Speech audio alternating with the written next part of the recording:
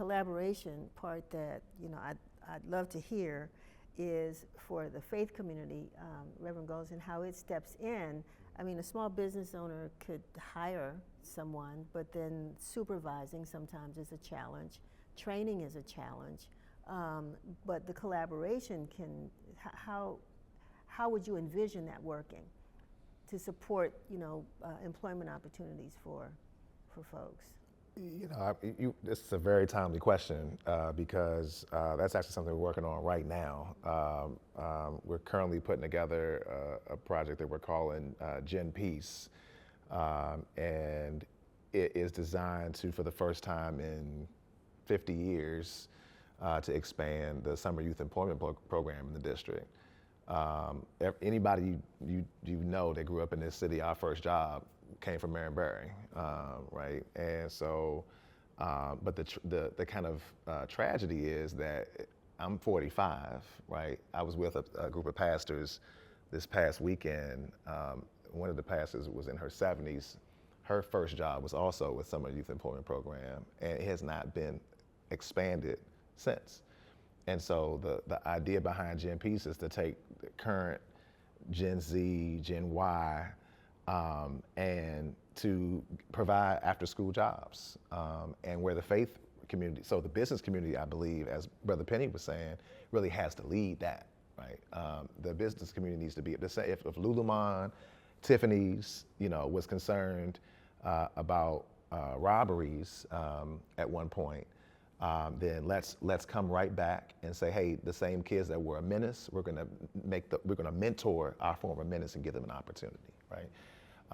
Because if all the data, NCJ, the National Center for Criminal Justice, well, Lord, what is it, NCJCC? CJCC. Kristy's organization. Let's get it right. Tell them what it is. National Criminal Justice Coordinating Council. Right, okay. Criminal Justice Coordinating Council. Everybody remember that. Oh, Lord, help me. They just came up with a report just, a week ago or 2 weeks ago, where they interviewed kids that were a part of YRS and were in and out of YSC, and they asked them that basic question: what's behind your history of violent crime? And to the letter, to the number, they all said the same thing: economic security is what's. And I know that from I had an office for 7 years in IDEA Charter School, and I would have kids coming out of my office all the time, and they would say, "Hey, Pastor, I robbed this lady, or I hit somebody upside the head, or I robbed somebody at gunpoint." I would say, "Hey, what's?" And they were all, every kid would say the same thing. Well, my mom, struggling with her rent, or we only had no food in the house. Angela Davis talked about this when she was organized. She talked about people rob people because of poverty, right? And so how do you teach a person to fish? Is through giving them an opportunity to not be the problem, but be a part of the solution, right? So yes, we need mental health supports. Yes, we need pastors to come and pray. Souls need to be saved. I 100% believe in salvation. And people come in bodies. Bodies live in communities. Communities have dealt with trauma and economic instability. So how do you change that? How do you heal a whole person without making sure they have what they need? I mean, this is not rocket science. This is not nothing anybody's saying around this circle is like you need a PhD to do this. So the time for it is we're beyond the time for it. And so we know that when you invest in children, when you invest in returning citizens, it works. One thing that Marion would do when he was mayor, if business leaders wanted to meet with him downtown, instead of meeting them downtown, he would tell them, meet me on Martin Luther King Avenue. And so if the commanders want a stadium deal, come to MLK and let's meet at MLK and let's talk about your responsibility to the city. And so if you begin to force business leaders, when they're coming to talk to you about something they want to talk about, you force them to come into communities to see their responsibility it will begin to condition them around what's required to be successful in the city and to have a long-standing relationship with the city. Absolutely. And you know, the first people that signed up after the stadium deal to come on our Peace Walks was the AFL-CIO. They were the first people to call me and say, hey, Pastor, I heard about your Peace Walks.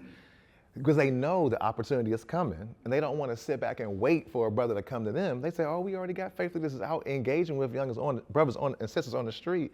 We'll go to you, SEIU, AFL-CIO. They was quick to say, oh, before the ink was even dry on the deal, they was quick. They say, oh, we know what we need to do. We need to go out to the block and make sure the brothers and sisters on the block actually had the resources they need and get a union job with union benefits, right?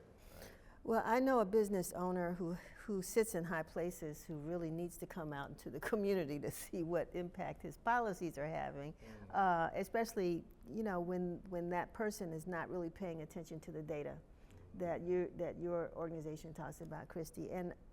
But you know, be that as it may, I'm wondering, you know, it's almost like having a child or a student who, you know, you're constantly disciplining for doing bad things, right? And finally they stop, but they're not rewarded for doing positive things. And the data is becoming more positive, but we're not talking about it. And I think that's why this conversation is so important, because not only do we have to let ourselves know within this community that what we're doing is working, but the community at large needs to know this as well. And so how do we get this message out? How do we let people know? Thanks for being on this program. That's one way we're going to do it. I just think with all the platforms that are used to talk bad about what's going on in the city, we got to get on those same platforms and talk about this, because even when you all was just saying that, I was trying to remember the numbers, because I'm going to post it when I get back, 23% on the homicides. And so I think we got to put that out there, because on social media and all that, all they know is what they see. So they hear one shooting or two shoots in a week and they the city on fire. And we need to counter that with, we actually aren't. Like, we down 23% in this over the last 10 years or 8 years, as you said. So I think we got to do a better job of telling that story. There's some young people doing extraordinary things that nobody's talking about them. They don't have a chance to share their experience. We had a young man who graduated from Ballew's Academy of Hospitality and Tourism. And right after he graduated, he started attending Virginia State University. Obviously, the pandemic happens. They closed Virginia State University. He's now back in the neighborhood. Needless to say, one afternoon I got a call, and he was incredibly emotional. He said he was in Upper Marlboro Detention Center. He said he had to return to his neighborhood, and it was unsafe, and he got caught with a gun. Needless to say, made a call to the state's attorney. Don't know what she did, but he called me the next day, and he was headed back to school. And he's since graduated from Virginia State University. He was at a management trainee program in San Antonio with Hyatt. Now he's in a leadership position at a Hyatt in Atlanta. And so it was an inflection point for him. You know, he knew his neighborhood was unsafe. That's why he wanted to stay at school. But when he was forced to come home, he had to protect himself and got caught up. But had the state's attorney not been gracious enough to extend him another opportunity, you know, he could be in a different situation today. I do know that in the data community, sometimes it's difficult. And we'll try to put the numbers out there, but if someone has recent personal experience with violent crime, they don't want to hear your numbers. Because yes, 23% reduction, but this just happened to me the other day. What are you going to do about it? So I do think it's a delicate balance that especially government agencies going into communities sharing these type of numbers have to, you know, consider. But we do have to get it out there, because you all in the community are doing the hard work.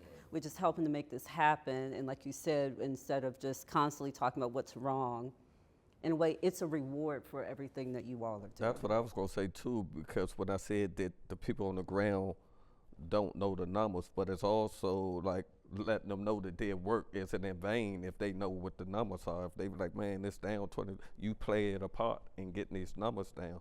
So I think that helps the community as well. I brought up the topic of carjackings, but let's talk a little bit about gun violence. And, you know, what have you all reported? What is the data showing as it relates to that, especially since both of you all talked about, you know, guns? Gun violence is down. You know, most homicides are committed with a gun, so homicides are down. That portion of gun violence is down. Robbery is really the most common violent crime committed with a gun. And so we've even seen steep decreases in robbery, and carjackings fall into the robbery category. And last I recall, I think in a report received from MPD, carjackings are down like by more than 50%. So, you know, progress is being made, I think, both on the community side. Certainly, you know, law enforcement does play a role in this as well. But I feel like I'm seeing more collaboration between community and government and law enforcement. Everybody's starting to work better together to try to make this happen. So I don't know, I'm gonna say something that might not be possible. You know, with this administration, there appears to be a little bit of an interest in folks who've been incarcerated. We have to find a way to take advantage of any openings with the administration to better our communities. And you know, I struggle to find hope most days, but you know, maybe there's an opportunity.